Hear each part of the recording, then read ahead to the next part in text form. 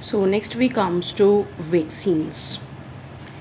Vaccine, the term is quite common nowadays. You people must be hearing about vaccine for coronavirus. Many countries are trying to prepare. So vaccine is a preparation which is consisting of weakened germs or dead germ substance, and vaccination is the introduction of weakened germ or dead germ substance into the body for developing resistance to a particular disease.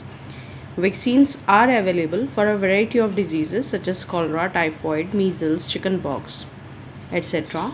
And on injecting them into the body, the person gets the disease in mild form and his body gets stimulated to produce antitoxins. The antitoxins provides immunity against any future attack of the particular disease germs against that particular disease. So two common vaccines obtained by growing bacteria.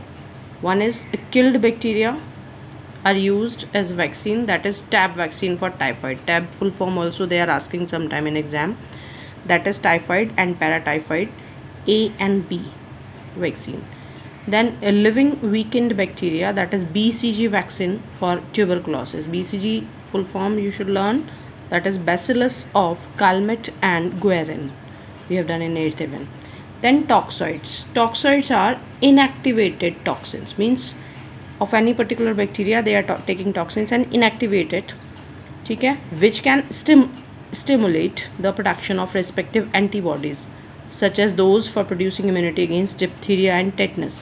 So they are using toxins of bacteria which has been inactivated, and then it is introduced into the body, and body will respond to it by producing antibodies, and immunity is developed in the body. Then next comes, you will study the detail for vaccination and all in 10th standard immunization. Then bacteria, their role in agriculture. Nitrogen fixing bacteria. So we have done in a special category of soil bacteria are there, Rhizobium. These are symbiotic bacteria which is living in small nodules on the roots of leguminous plants. What are leguminous plants are? They belong to the family Leguminosae, and they are like beans. Okay, all the pulses they belong to Leguminosae. So in the root nodules of these plants, these bacteria grow, symbiotic bacteria and Rhizobium. These bacteria pick up free nitrogen from the soil and atmosphere and convert it into soluble nitrates. Now these nitrates, because free nitrogen present in atmosphere cannot be used by plants as such, although our atmosphere is having 78% nitrogen, but plants cannot utilize until it is present in this form of soluble nitrates.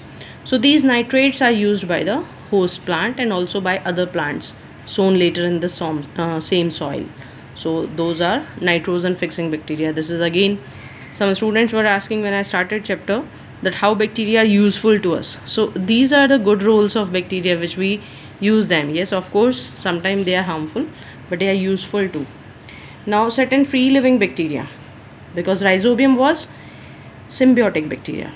Free living bacteria are also there, like Azotobacter and Clostridium. They use free nitrogen of soil and convert it into ammonia with hydrogen, which in turn gets converted into amino acids and nitrates, then enriches the soil. Then there are nitrifying bacteria. What are nitrifying bacteria? Plants need nitrogen for synthesizing proteins, but they cannot make use of free atmospheric nitrogen, so they can obtain it only in the form of nitrates, which they absorb from the soil through roots. So these nitrates are replenished or supplied in the soil by bacteria through the process of nitrification. For this, some bacteria first convert nitrogenous waste of animals and dead remains of plants and animals into ammonia, and then ammonia is then converted into ammonium compounds, which in turn are first converted into nitrites by bacteria such as Nitrosomonas, and then into nitrates by bacteria such as Nitrobacter. They have given nitrogen cycle here. This will help you to revise the portion which we have discussed till now. Each of these steps is brought about by specific bacteria. Somewhere it is nitrogen fixation by Rhizobium, atmospheric nitrogen, that is denitrification by bacteria, that is converted nitrates into atmospheric nitrogen, and the cycle goes on. Okay, so then come to denitrifying bacteria. These are bacteria present in the soil which break down the soil nitrates to release nitrogen gas into the atmosphere, that is pseudomonas. So these names, examples you should learn. Then there are this decay and putrefaction by bacteria, although it is not in syllabus, but I will explain you in next video.